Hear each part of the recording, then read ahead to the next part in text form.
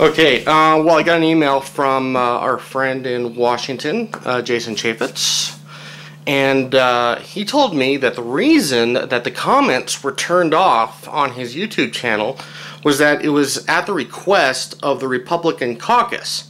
And apparently the Democratic caucus had made similar requests, so that representatives that have YouTube channels should turn their comments off. Not much in the way of an explanation beyond that, but knowing that that was the reason, and it wasn't just me pushing political buttons like I thought it was. I'm gonna chalk that up to the NPD.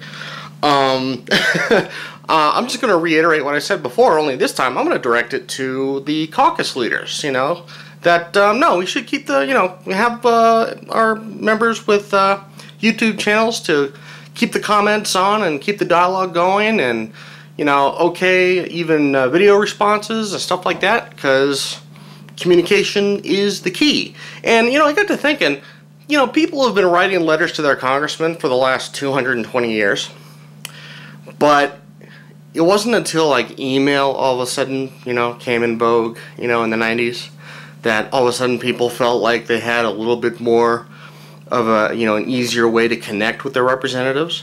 But now when you have government leaders on YouTube and Facebook and MySpace and stuff like that, that there's a lot more potential there for dialogue.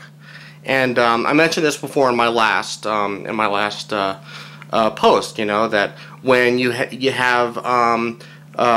comments on, and you can see a whole thread of points and counterpoints, and really see a dialogue and get a bunch of different perspectives, that can only work to your advantage as a representative in getting an idea of what your constituency is thinking.